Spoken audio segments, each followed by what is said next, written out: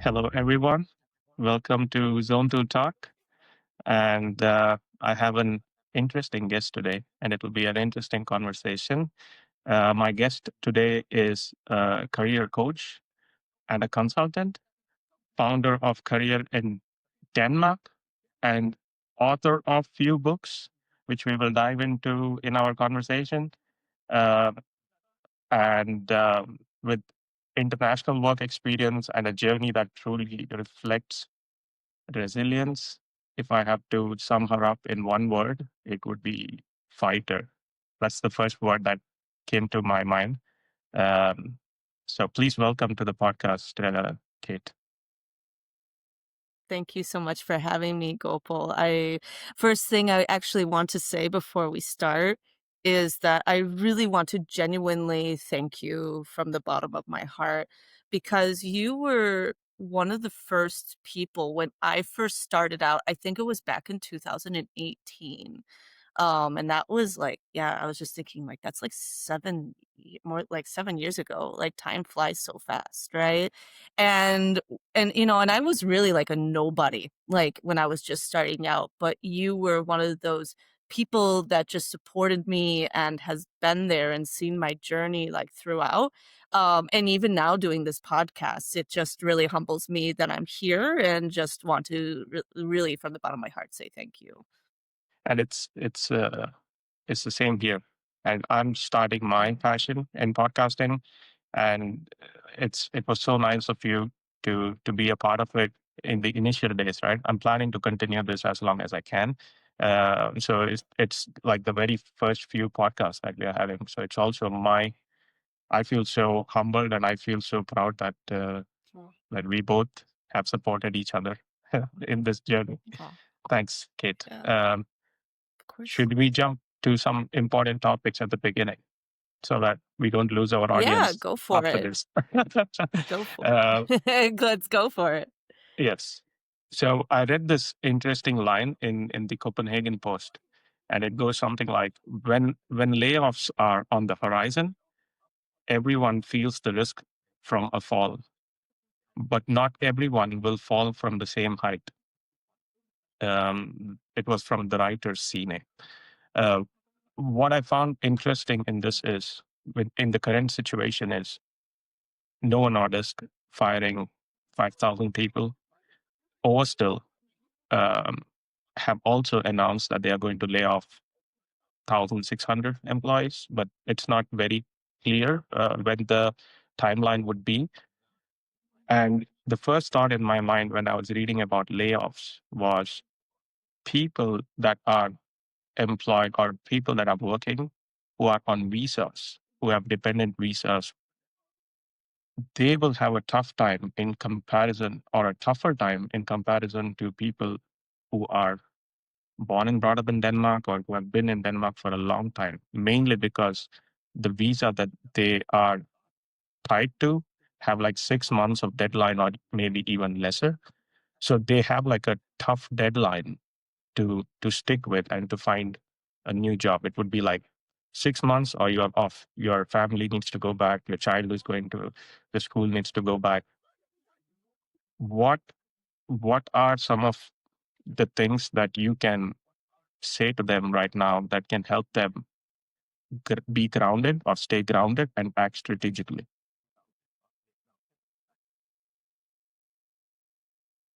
That's a really, really deep, I thoughtful don't know. question. Um, because so no, but there's a lot of truth in what you're saying that when you are put into a corner, it's like being an animal, like in the sense that when you are cornered, right, you want to fight back to get out of that corner, right? When you're cornered, like because then as even like as a job seeker, like you feel threatened. And the first instinct that people have is panic. And that's the worst thing that you can do for yourself is panic, because you make really bad decisions when you are in a point of anxiety and emotion. And so, of course, it's okay to feel those emotions, but you need to be grounded, like you said, like immediately to say, I need to come with a plan. and I need a plan now. And that's one of the reasons why I made this plan for originally for the first 30 days in my in my book of what to do, because when you're going through a lot of emotions, um you're still also dealing with that, and that's why I originally said 30 days, and it's all the details are in the book, because it gives you a plan to say, okay, I could have space to job search, do what I need to do, but now I'm going to start like looking and perfecting the CV, and you're getting ready for that foundational pillar, because the CV is like the core, one of the cores of job searching. Also, LinkedIn. We can talk about that another time, but that's the first month that you should do, and also like have that plan saying, I'm going to stick with this plan and I only have this amount of time. And also, that's one thing I would also encourage everyone to do at this point, is whether you're safe from the layoffs or have been laid off, you need to start networking immediately. Like immediately. And I see on LinkedIn as well, so many people have like reached out and like support or just supporting their colleagues through this difficult time, and leverage on that, like keep the momentum going. And that's so important, because having an army behind you is what is going to help you get through it. And and just to add to that, I completely agree with what you say. Um, LinkedIn is definitely a help, in my opinion, and you have written a new book based on that, which we will go through. But I also feel that in Denmark there is something like an hidden or an invisible market for jobs. Um, and what I mean by that is people just people who know others like through networking would just would just call them and say, "Hey, I need a cup of coffee or a coffee talk with you." And through that coffee talk or through that conversations, there are job um, jobs that will be filled in, even without getting posted on LinkedIn or even without having that officially going through the LinkedIn process. This is my experience over the last 8 or 9 years, wherein I've seen a lot of people just talking to each other over a cup of coffee or meeting for a badminton game or for like a some racket sport or some sport, and then they have a beer or have a coffee and have that discussion, and through that discussion important information is exchanged, and I see that helping them get a job or helping them move from one job to another job. And that's what I meant by invisible market. Have you felt this in your or in your consultation or in your experience, that there is also like LinkedIn could be an official platform wherein people go in and start posting the jobs, but there's also this unofficial hidden market where people just talk to one another, conversate, and jobs are being filled. But that's not only about what I've heard about from other people and my clients. It's something that I also encourage with my clients, and also experienced in my own self, not only in my job searching journey, but also as an entrepreneur as well. Because when you talk about the hidden market, it all comes down to networking in the end, right? And meeting people. And then the question is, how do you meet people? And yes, I am really big fan of a lot of networking events, and I would encourage people to do that. But I also would encourage people to think smarter when it comes to job searching, because we tend to forget that when we're at networking events, you have maybe 5 minutes to talk to someone, and a lot of people who are at these events are unemployed. So you're meeting other unemployed people, right? Um, and you essentially only have this very short amount of time to have that coffee meeting with some, or not have a coffee meeting, to make that first impression, and then you have an additional step for a coffee meeting, and connecting with them on LinkedIn and trying to schedule something for longer, maybe 30 minutes to an hour if you're lucky, right? And that's why I say, well, consider bypassing that event if you don't, if it's like a very general event. Because if you're going to events, like if you're in marketing, I would say be smarter and go to events that where people are employed. Like if it's in marketing, do marketing. Or as an engineer, like find those relevant events where you can, like, where it's really honed, and then and then also, or like just go on LinkedIn and like go directly to the person, because it's a lot easier to reach out and know exactly who you need to talk to and find someone on LinkedIn. Whereas if you're not an event, you don't always get the list beforehand. Right? Like you're kind of, it's like kind of by the chances of like gods of Thor and Loki, that maybe you'll talk to someone who's a hiring manager at your dream company. Right? And so that's why I believe in doing networking in a more controlled environment, and why I say that LinkedIn is that foundational pillar, because that is your first impression, and they're going to be looking at that to determine if it makes sense for them to have a coffee meeting, right? So, Interesting. I myself have attended few of such meetings, but mainly from a, like you said, most of them were people who didn't have jobs, and everyone was like like they were so heavily invested in themselves that having meaningful conversation and getting to the point of, um, who would be that person who I would have a coffee with, is something that would disappear, because people are just like, can you look at the CV? Can you look at this? And so it was just, I completely agree with your reflection. Since we started with this layoff um, topic, wherein we talked about Novo Nordisk was still firing a large amount of people. yeah. And when I did some reading about it, what I realized is, and there is something called as flexicurity. Have you heard Mm. about that word? No, Okay. please tell me more. Okay. So flexicurity is like a labor market policy. And Okay. this is, I think, could be Scandinavian or Nordic, Okay. wherein it balances the flexibility for the employer and security for the employee.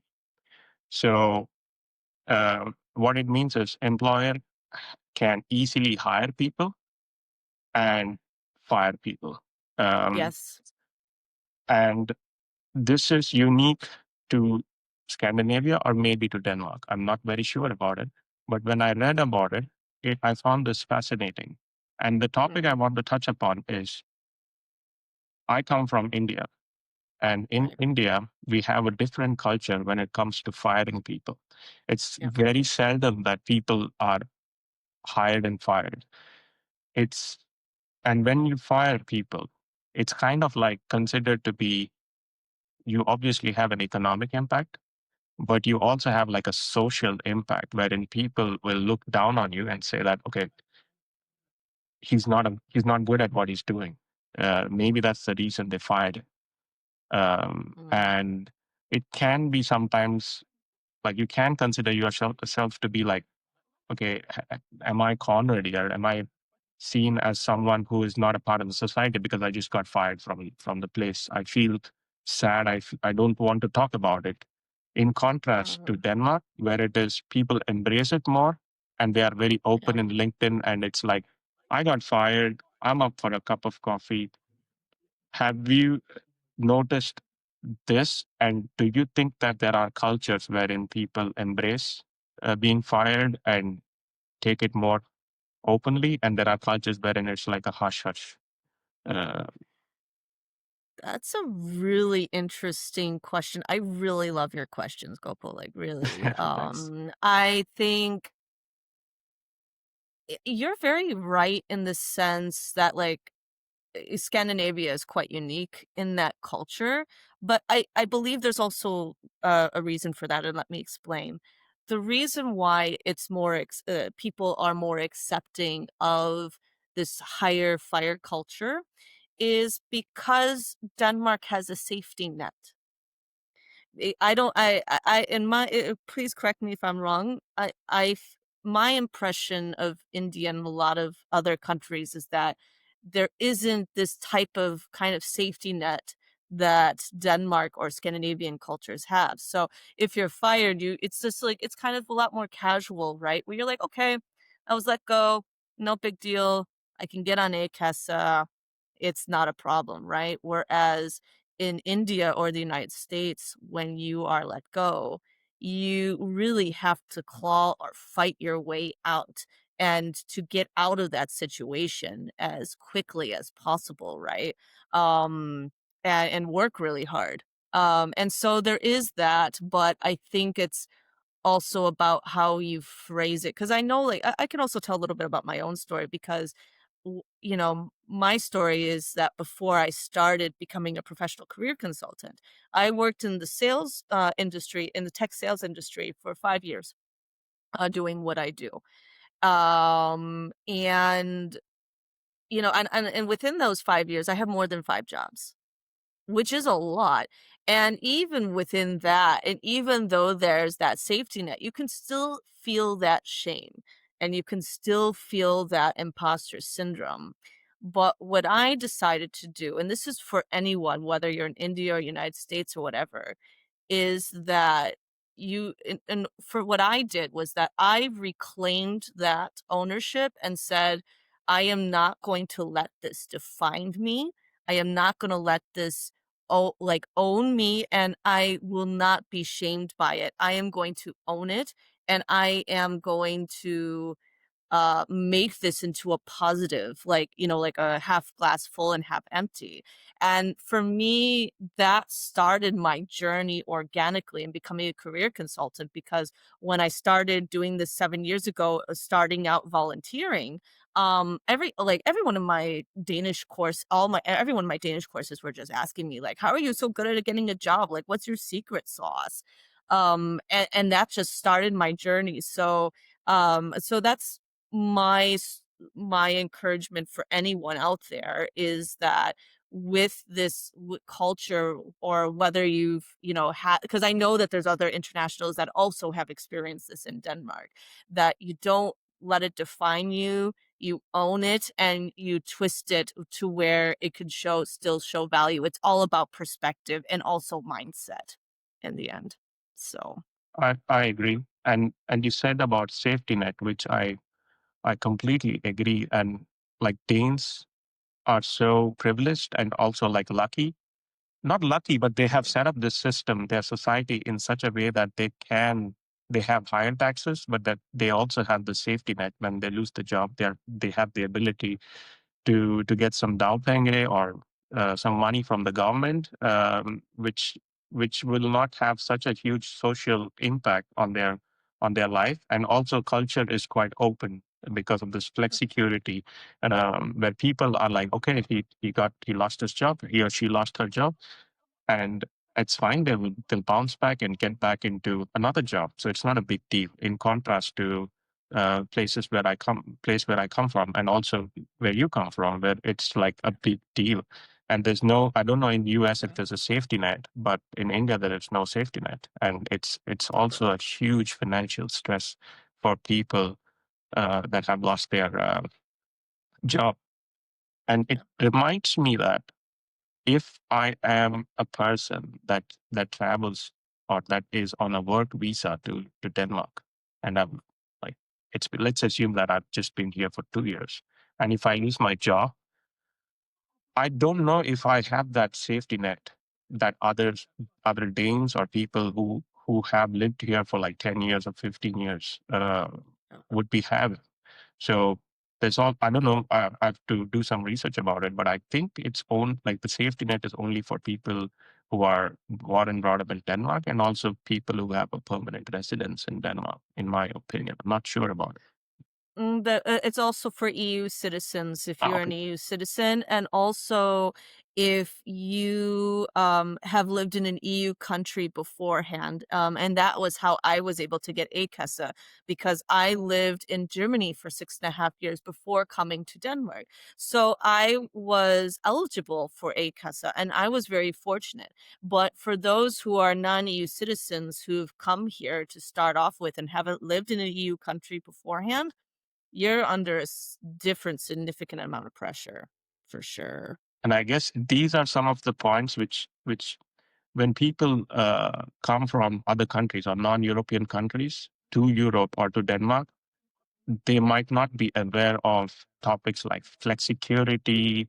They might not be aware of ACASE. They might not be aware of the cultural openness to hiring and firing. So these are some of the points I feel is quite important for people to be aware of and do some research before they apply for jobs in Denmark.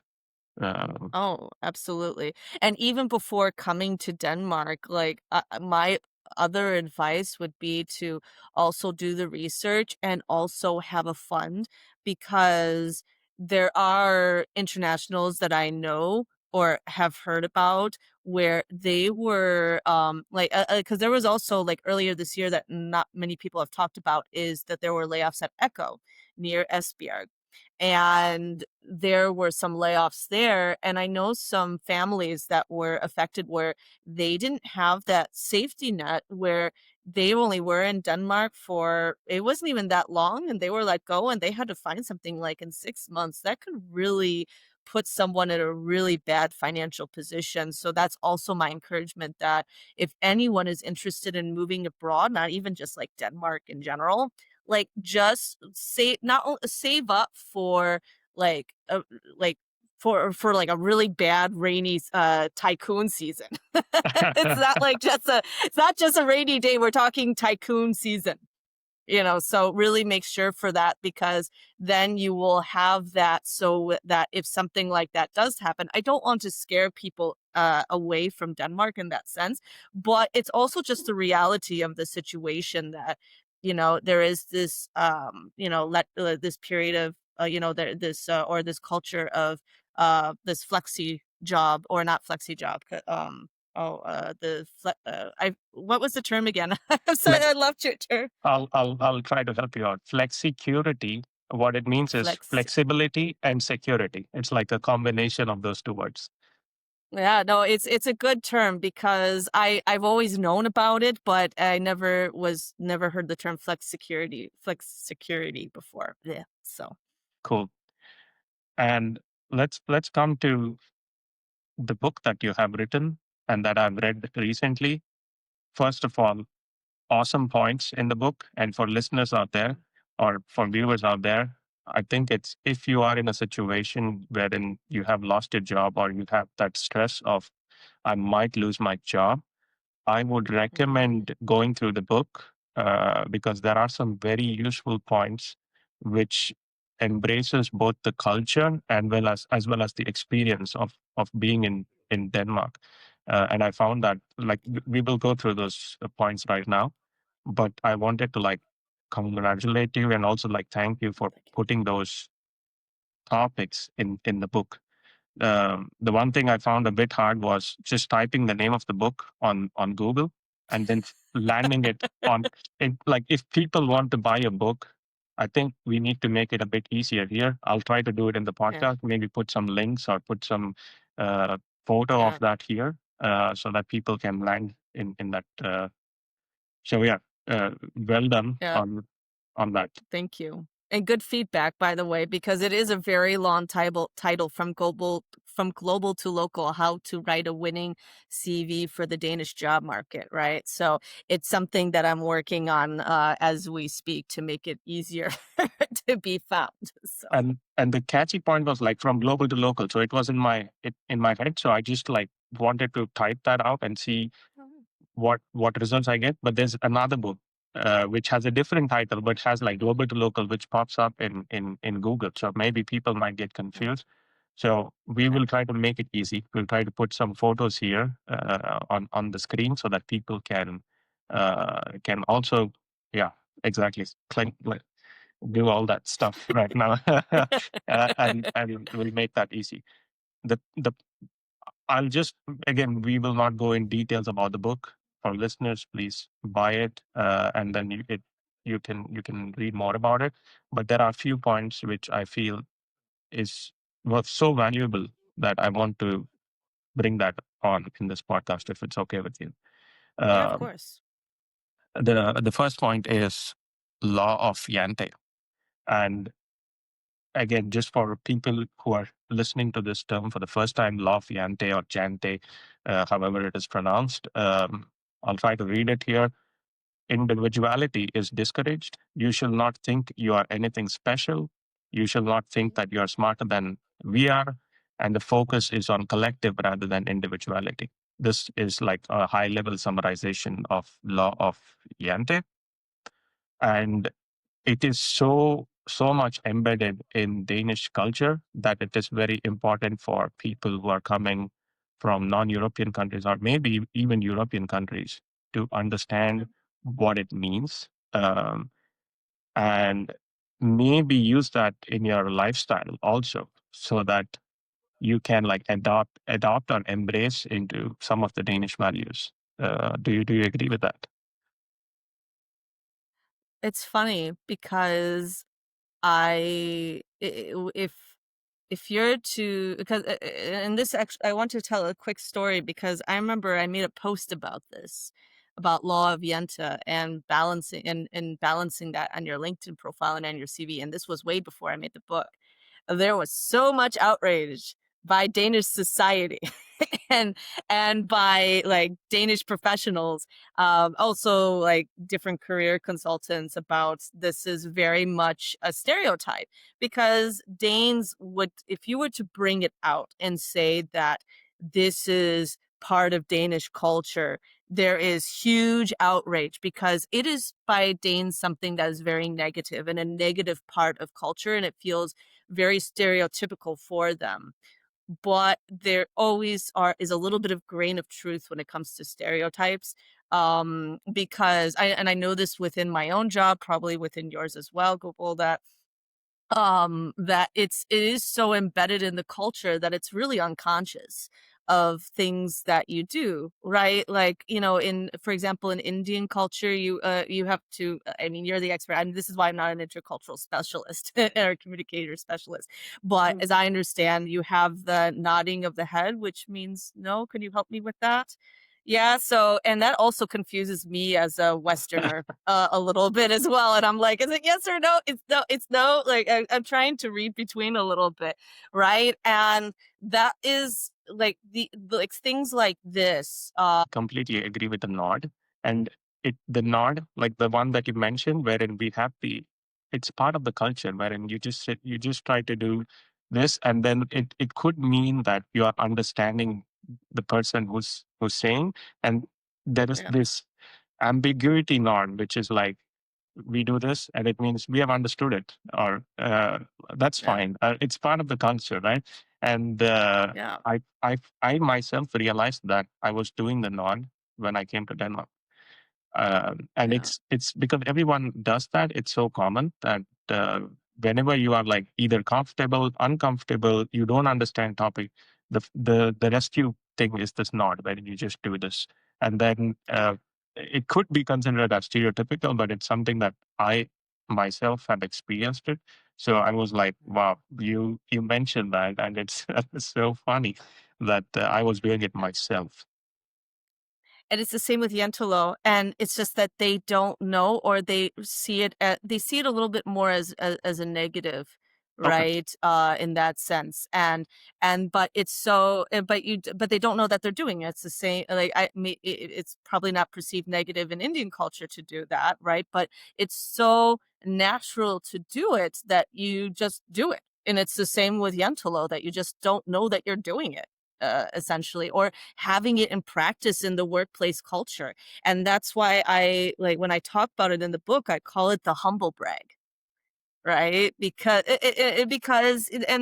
in the sense of like, when you have to have Yentalo, but you need to have your achievements. And how do you put in those achievements, right? And that's through teamwork, that's through collaboration. It's this idea of community, that you're not like better than everyone else, right? But then you also have the other question about, like, but what if I actually did it? Like, what if I did, was the only person in email marketing and I increased their click through rate by 5%, within 3 months?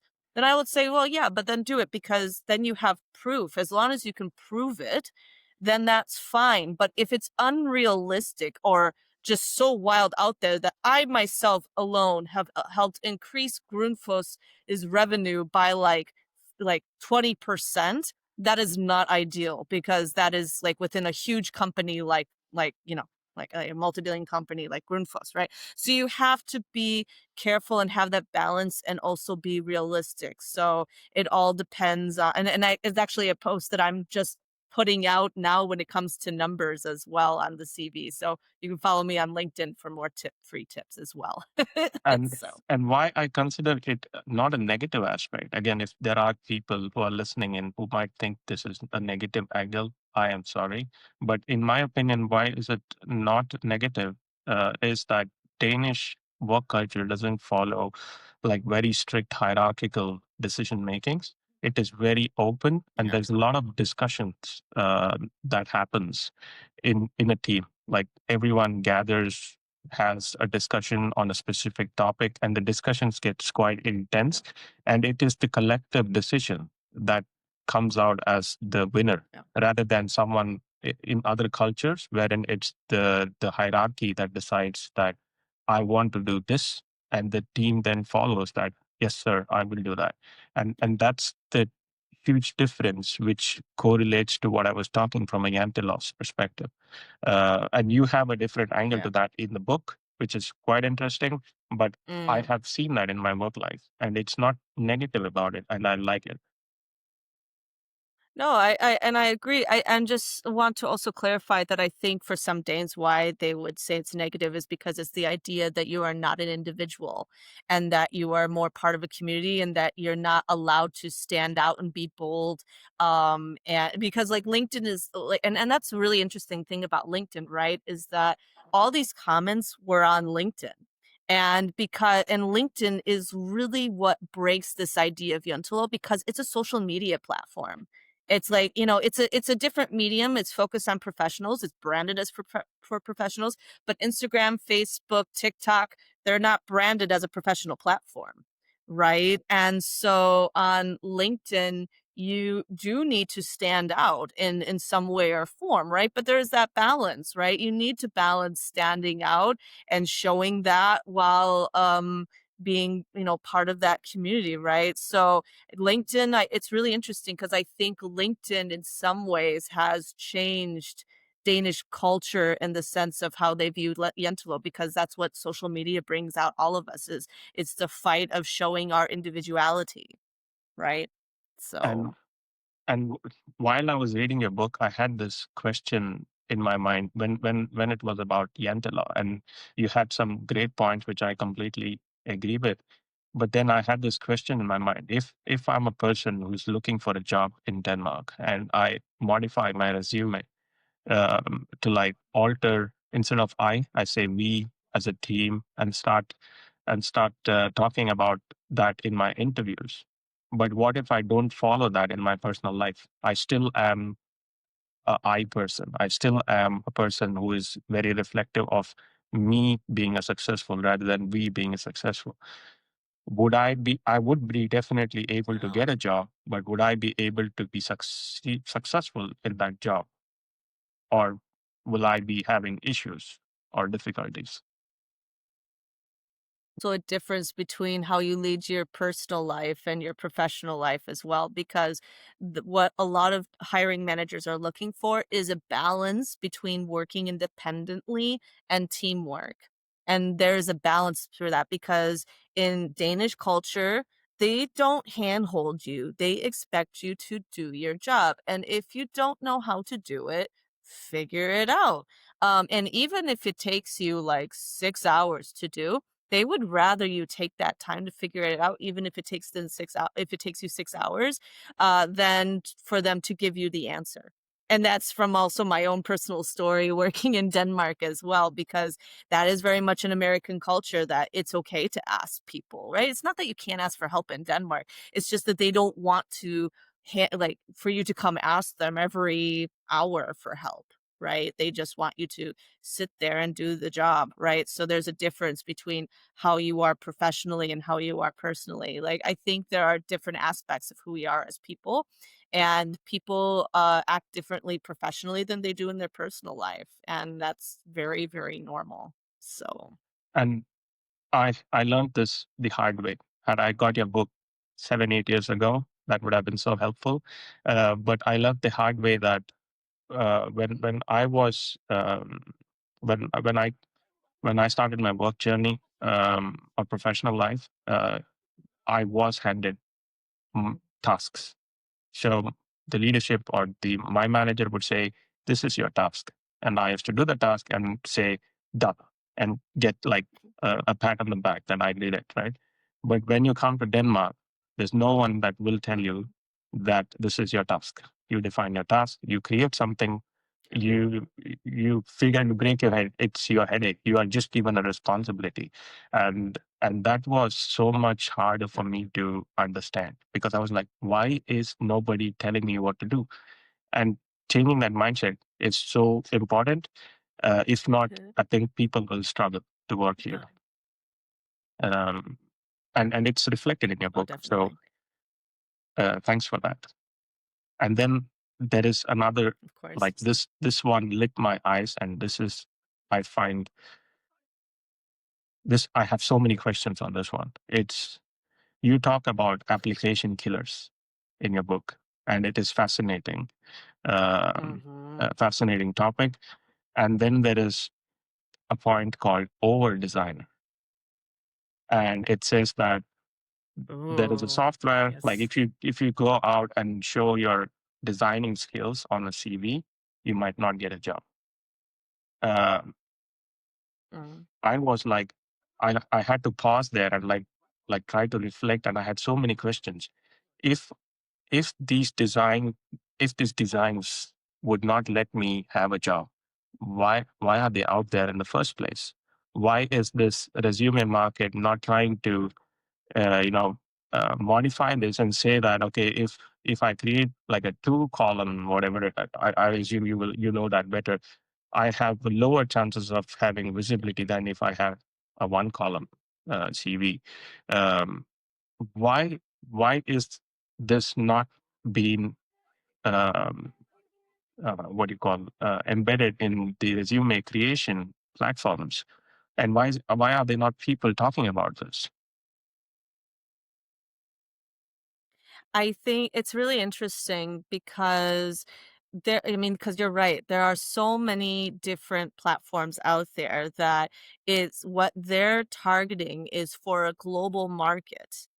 They're not focusing on the local market, right?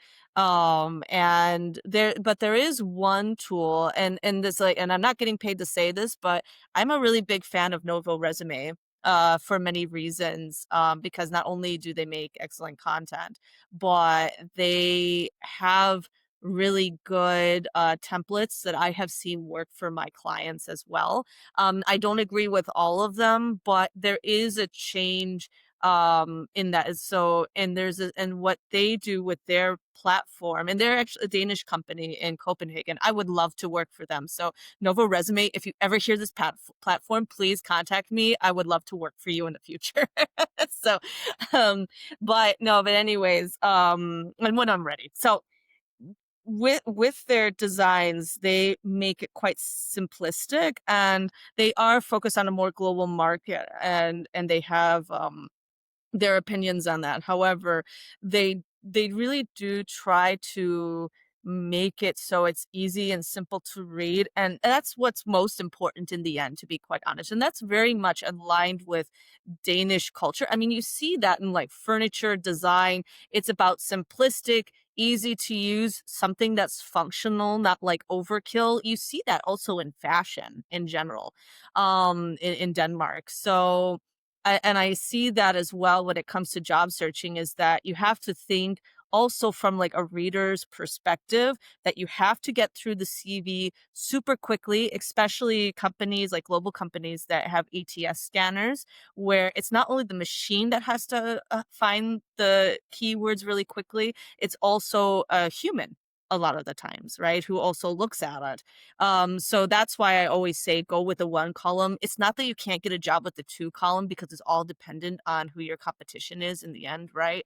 But it's if you're all over the place and with your information and you don't make that information clear from the get-go, then it's just going to be pitch. And that's why like and I've seen a lot of different like I worked with a lot of different graphic designers and UX designers, and I could see their point where they just want to show and express that. And I get that, but you also need to do it with simplicity and that it's also easy to read that for the reader to follow. That's what like design is about, is it has to be functional design as well, right? And if you want to be like show you're over designing your style and over the crazy over the top, and if that's who you are and you're going to stick to your values and say screw the entelo, I don't want any part of that, I want an agency that recognizes me for who I am, then like show it in your portfolio, like, and that's completely fine to do, but you need to like you need to grab their attention from the get-go. And maybe yes, it can grab attention, but in what way? Do you want it bad attention or good attention?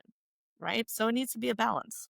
And I never thought about this, but like just now when you mentioned that CV tools or resume creation tools are created for global market.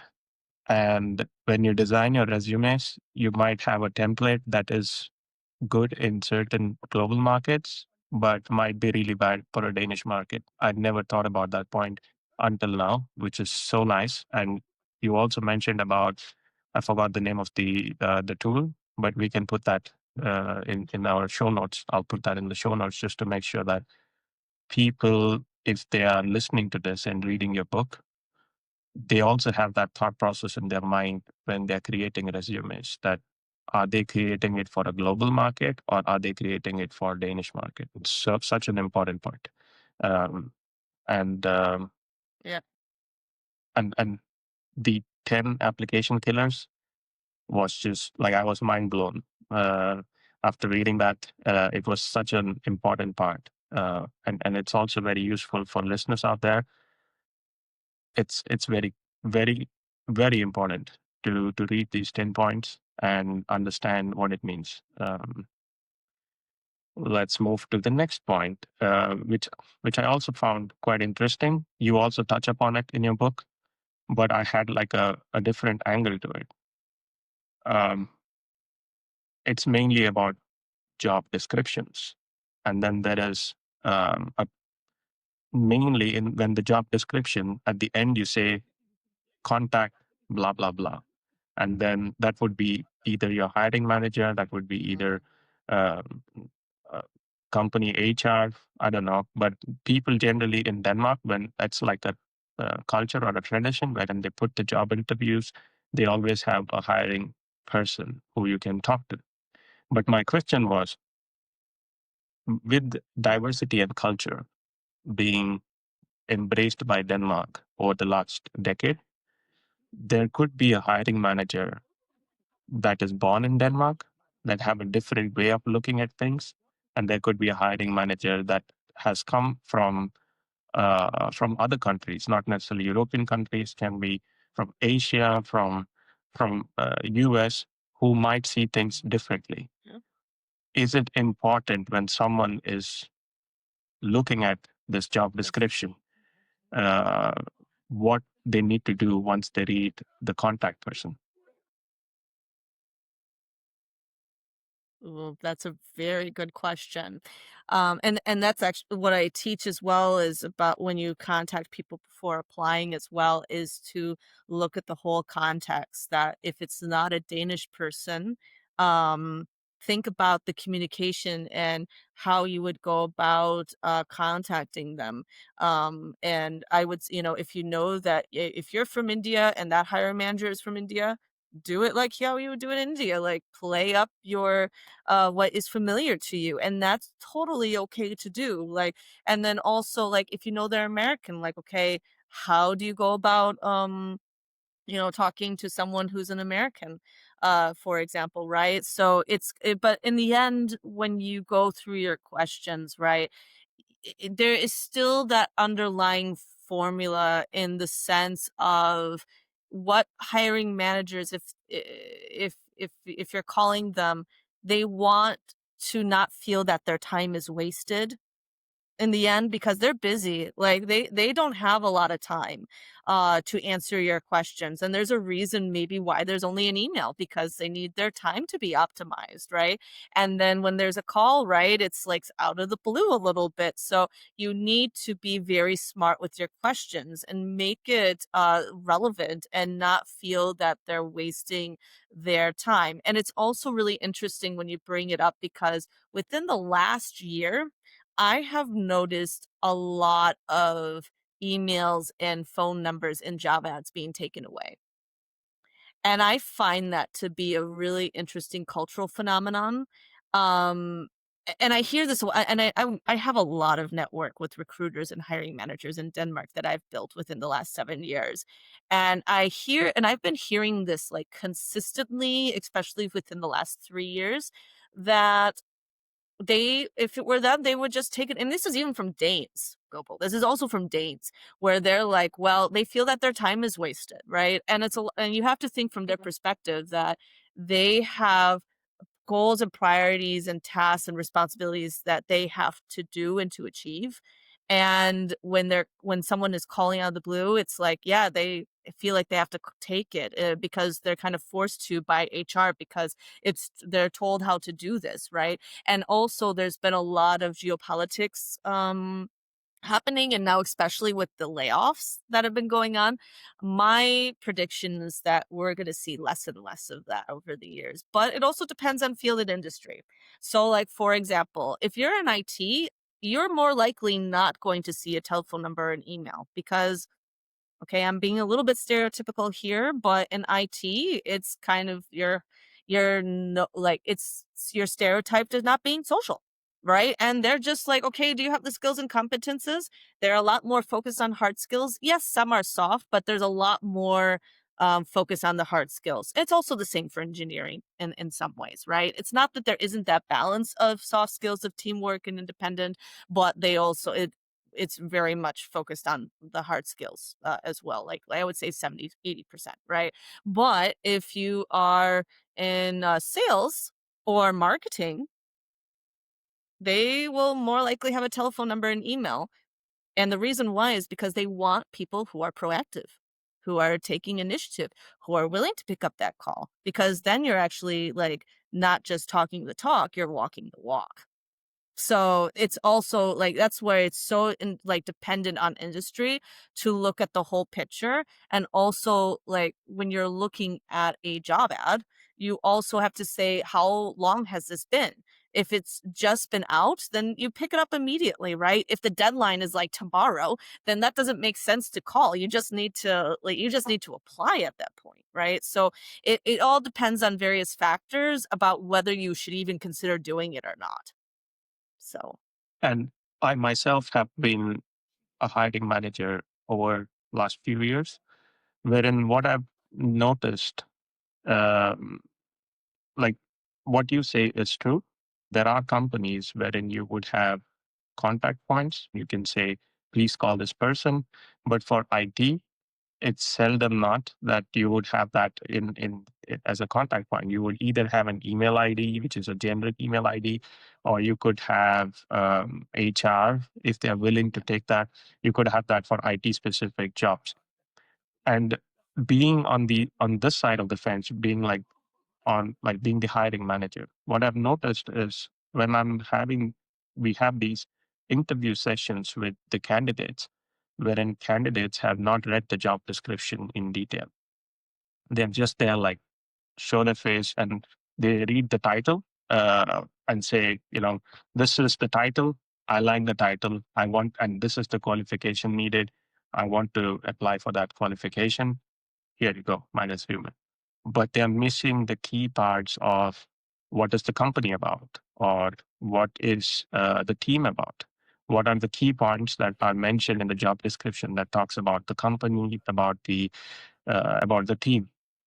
And when I was the hiring manager, this was a few years ago, I mainly stressed on those points, like what what in the or what in the job description did you like? That was my first question, and people struggle to answer, like because they don't remember what what is mentioned about the team, what is mentioned about the company, and that's like one of the red flags for me. But because you have not invested time in understanding what team you're going to apply for or what company you're going to apply for, and you're just focusing on the qualifications or the skills. Um, so, according in your eyes, how important it is for an individual to read about job description? I very much agree with you, because it's and that's really what's interesting about with Denmark is that when people come and ask me about what is the typical recruitment process in Denmark, there's a lot of it's almost like every company has a different style and a different way of doing things, right? Because like you nail it on the head, like in when it comes to IT, for some people like our hiring managers like yourself, they want to know what you're also combating with right now as well as a hiring manager. I would imagine chat GPT written CVs and where now then what you're also then and this is a would be an interesting discussion to have with you is that you're also trying to figure out if they've read it because you can have ChatGPT write it for you, right? And so what you're now trying to find is like how much do they really know? Like are they just saying that they know Jira and Azure and AWS, right? Like are they or C sharp? Are they just saying it or do they actually know right how to work the code essentially, right? So that's also one thing I think hiring managers are trying to find out and finding out with if you've read it because ChatGPT could just easily make it for you in that sense, right? And why I'm also very much against ChatGPT doing it because ChatGPT and don't get me wrong, I think ChatGPT is a great tool to use, but it's a tool. You still need to heavily edit and you still need to prompt it correctly. And I mean, I even talk about prompts in my book as well, right? So it's also about how you go about it as well. And also ChatGPT can't help you write in the Danish cultural context. Like it will still put in like so much focus on the hard skills. It doesn't always focus on the soft skills. And a lot of things that I notice with ChatGPT is it doesn't look and say what is really the most important criteria that this person needs to have, right? It doesn't look and say like or whether you should have if they mentioned stakeholders like 2 3 times like being that you need to collaborate with internal and external stakeholders in the company. And if that is relevant or very profound, then you need to put that on top, like absolutely in the forefront of your CV. And I see that so common that ChatGPT like just misses that completely. So that's why it's so careful to read it because it's a great tool to use, but you need to go through it and really understand not only what the company is about, but also what the role is about as well and what's important. So you need to be able to read between the lines as well. So I I completely agree, and it's also that if you just use ChatGPT, you don't have the ideas of your own, and you're just relying on a tool, and it will be easily reflected when there is an interview that what you have mentioned in your CV is not coming out when you open your mouth. And that's I think that's what hiring managers' job is to do. Like there are many multiple rounds, and there will be one of the rounds wherein they would be able to verify that what you are saying is who you are. And that can and if there is a mismatch, I think then it's a problematic. And I've seen that in my own eyes that people have mentioned like blah blah blah, but when they open their mouth that is not reflected. Like they have created unicorns, they have created this and that and all that stuff, but when they open their mouth it's not it's not visible. And that's what if being more honest and truthful in your CV is, in my opinion, is very important, at least in Danish culture, because Yes, I absolutely agree with that, and that is one of the pinnacles in Danish culture as well as the trust, because trust is given in culture, whereas, like, for example, in American culture, trust is earned. And there's a big difference in that culture, right? So, and especially in Danish culture, like when it's given like that, and if you break that trust, even in the process of, through the job, like let's say you can. I want to give a scenario here. So let's say you can like they get passed through you, you like the person, they talk the talk or whatever, and they can tell you everything that you want to hear and say. Let's say you get through this whole process and then you get to the job, right? And then we go back to that discussion we were having of hire and fire very quickly. That if you're not truthful, it's not going to be good for the long run, because if you show that you can't do the job essentially, or maybe are not truthful in your values and who you are, or like with the company's values, then within 3 months you can get let go without a notice legally in Denmark, right? And that's not good for your career either, because you have to think about the long term of your career as well. So that's why I also think being truthful, right? But there's also a difference though of being truthful in the sense of like you need to tell the truth, but you don't need to tell things in detail, right? Like, because of course, like in job searching, that you might have things that are lacking in different areas, but you can combat that saying, well, I'm not familiar with I'm not using AI that much, but I would like to grow. And that's fine, because then if you show it in a way where like being like honest with it, but saying this is something, or you can also say this is something I'm working on and I would like to continue to grow in that, because then it also shows that you're taking initiative and being proactive with that, right? So instead of just saying a flat no, just say that you maybe, because maybe you are doing that, right? And that you want to continue that, and if you and then that can be reflected of that, right? So so it's all about how you phrase and how you communicate that. So agreed. And if we go to one more important topic that I like a lot, before we talk about your book number two, and that is 4 days and 5 days work from office, which has recently been in the news for companies like Law and Orders and other companies to enforce that on as one of the policies. I have my own point of view, wherein I feel that like there are pros and cons, obviously, in every policies or every decisions that you make. And one of the cons, like if I have to reflect on the cons, is people who have kids, who have a family, wherein they have like when you have kids, you have to drop them to Bookstore or daycare, pick them up.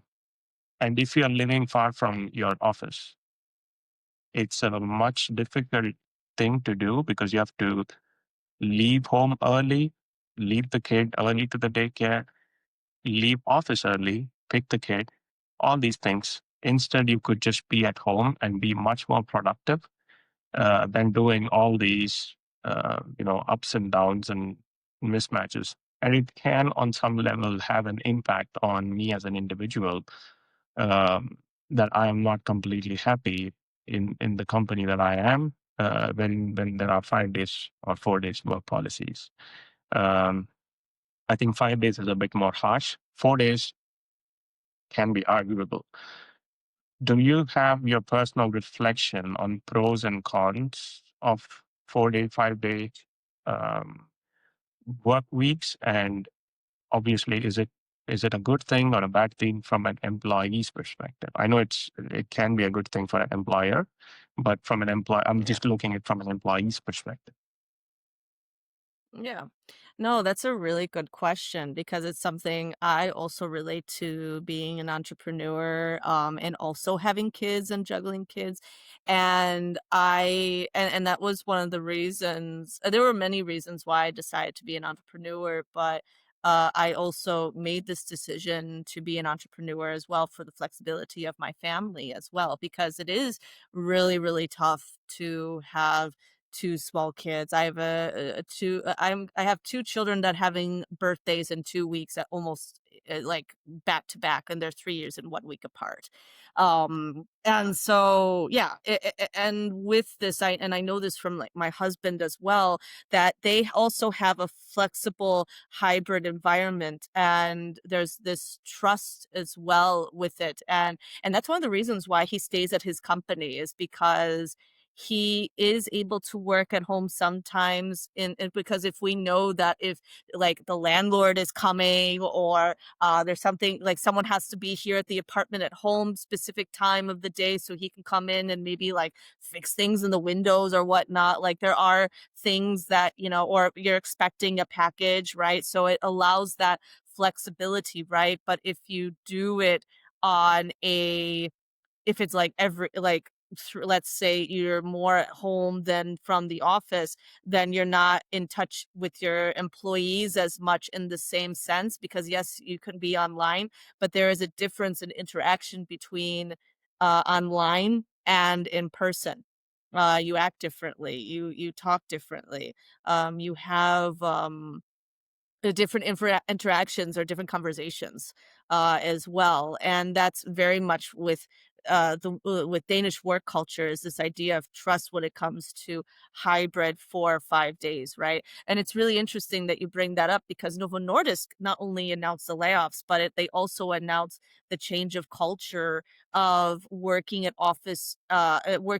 the office unless agreed by that individual hiring manager that's between them and the hiring manager. But and it's funny because someone made a comment when I made a post about this, and that went like also very viral.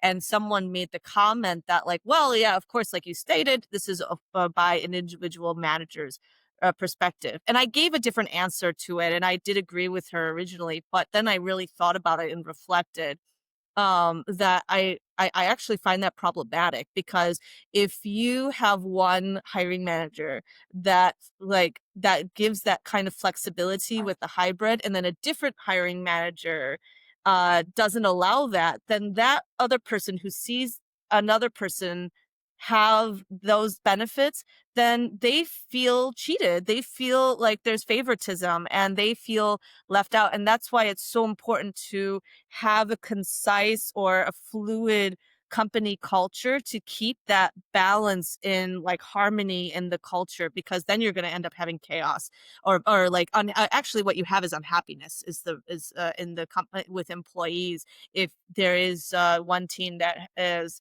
has more looser policies than another and then you have different cultures and different departments and that can be quite problematic. So And I also agree with that point. But I, it's a very complex topic because as an employer, it could be beneficial for you.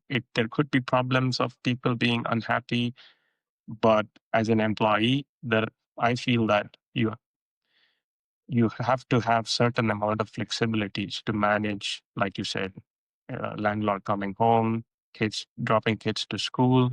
There's many reasons for people to work from home, and it could be beneficial in terms of being productive. There could be certain employees that can misuse this flexibility, and that's the break of trust between the yeah. employee and employer. But mostly it is something that like flexibility definitely gives benefits to employees. Uh, Moving to maybe the last topic of today, and it's also the topic of your second book, but I've not read about it or I've not read your second book. And my question is that is LinkedIn considered to be the only platform in Denmark where you need to have your presence felt, or are there any other platforms that you would consider being like if there's people looking in job searching, they would also have to have a LinkedIn presence, but there are other platforms that they can also be a part of. Yeah, well, it's all about being strategic in the end, and it also depends on your industry because, um, yes, I would also agree there are different platforms to go to, like Job Index, Job Bank, those are just a few examples of the big ones, right? But LinkedIn is not for everyone, and I'll tell you why. And now this is contradictory to my book, but in the sense that it's about being smart. If you are a teacher or a nurse or a doctor, you likely don't need a LinkedIn profile. Because there is a different platform. Because if you are want to be a high school teacher, there's a different portal called Gymnasium there, and that is specifically focused on teaching to high school or specifically like gymnasium, right?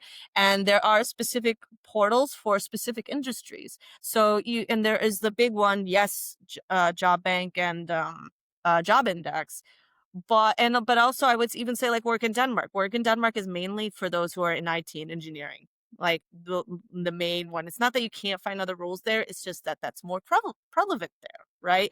So, and I would say in most cases, LinkedIn is that main tool to use for like that stepping stone for networking, getting coffee meetings, having your online presence, being noticed, making posts as well. But it's also about looking at the whole picture and saying, well, is it relevant within my industry? Are there people? And if you can find, like, for example, it was like I saw one of the people who got my CV book. He was like a priest or a pastor at a church in Esbjerg, and I was like, oh, that's random. But I wouldn't recommend him like really using his LinkedIn profile, because that is really like, because I know that for whatever reason, like priests are really needed in Denmark and it's on the fast track scheme. So if you're a priest and want to be like, you know, like do that part of your work and this is what you want to do, then I would say maybe Denmark is the right for you if you're a Lutheran. It's kind of weird we're talking about it, but Interesting. there is truth, but it's truth. But it's true in that sense. And that's a very different type of way of working. Or because then that in that I want to call it an industry, but that's not technically correct. But I get in that area, being in the religion sector, uh sorry, No, it's I'm just it's like, wow, I can't believe we went in this direction. But it in the sense that like they would do it in a different way. They would no, but seriously, it all then it's about networking, and you have to like network and like talk to people, and like you would approach it in a very different way. LinkedIn, like, I mean, it's mainly like all the religion, like people who are like, you would then network on Facebook, because I see a lot of Jehovah Witnesses posts on these Facebook groups, and they're being missionaries and stuff. And I was like, well, if you are a Jehovah Witness and you want to like work in Denmark and stay here for the long term, then I'm like, well, then you can start doing that by like networking and doing it on Facebook, because that's relevant there. But if you're in logistics and IT or engineering, like Facebook is not going to be the right place for you. Like, I'm sorry. So not really. So that's why it's always dependent on context in the end. it's very interesting, and I didn't even have that thought in mind that like priests would also be like thinking about being on LinkedIn profile and trying to talk more about it. It is such a fascinating topic. Um, It's very new. It's very new, and I saw that recently, and I was like, "Oh, this is interesting." yeah, So it's interesting now that religion has found LinkedIn. So, yeah, but anyways, a holy site. What would be the name of your mm, second book for listeners or for viewers out there? We'll obviously put a picture of that in here. But what's the name of the book? yes, from global to local, mastering your LinkedIn profile for the Danish job market. And it would be also in the same place where they would find the first book, that they can go in and purchase that book. Yeah. Yes, yeah, link in the pinned, yeah, in the comment or in the description. Um, cool. I think we have touched on some of the key topics.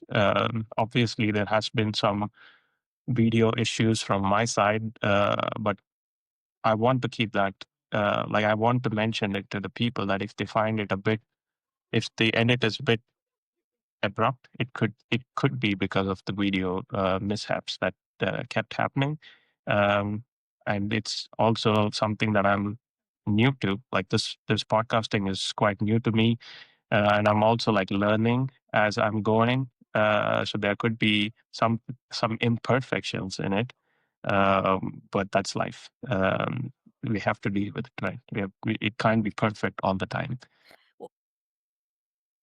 You're doing a great job, Gopal, like really. And that's something I would also tell job seekers as well is that when it comes to applying and yes, it's about being as perfect as possible, but we can end maybe this podcast by saying or this episode by saying that it's okay to make mistakes. And I'll tell you a really quick story. Like one of my clients, he made a letter and it was for his dream like he had like two dream companies and he was so hung up on the one and really wanted to get into this one company and then applied for the other one and totally forgot to change the name for the other company. And you know what happened? He got the interview for like the second one and not the first one that he wanted, and he had the wrong company name and he still got the interview. Wow. And I've also had my own story of like, having misspellings and errors and I sent it really quickly and I was like, okay, gosh, like I'm never gonna get this job, like this interview at bestseller, and I did. And that just comes to show you that of course you want to keep it as like perfect as possible, but it's also about being kind to yourself and forgiving because in the end it does like for him I saw that like I could see that he targeted so well in his letter and CV that, and if he fit the role so well, I'm like, well, no wonder they want to talk to him because they also just said, okay, they decide to overlook and overshadow that bias of maybe being detail oriented, and they just wanted to simply talk to him. In the end, and it comes to show that sometimes it is just a matter of having the right skills set and being able to show that very directly and explicitly as well. So I just want to end saying that it's okay to not be it's to be perfect, but of course you need to try to do as the best job that you can, and that's what matters in the end. And thanks a lot, Kate, for spending an hour and a half on this podcast. It means a lot. And I hope we have touched on like the key part and of job searching and also the important topics that you have mentioned in your books, which we will uh, put it here. And um, this podcast is also available on Spotify and on Apple Podcast and also on Amazon Player. So for listeners out there, if you're wondering, like there would be clips of this also on Instagram, so that if you're wondering where to find this in detail, find the topics in detail, and also about the books that Kate, please look into the description of the podcast, and also please look in or the episode of the podcast, and also please look into my Instagram profile, Zone 2 Talk. It's quite simple. It's just Zone 2 Talk, and then you will be able to find all these details. And with that note, Great. Thank you. thanks, Kate. Maybe there was a delay. And with that note, thanks, Kate.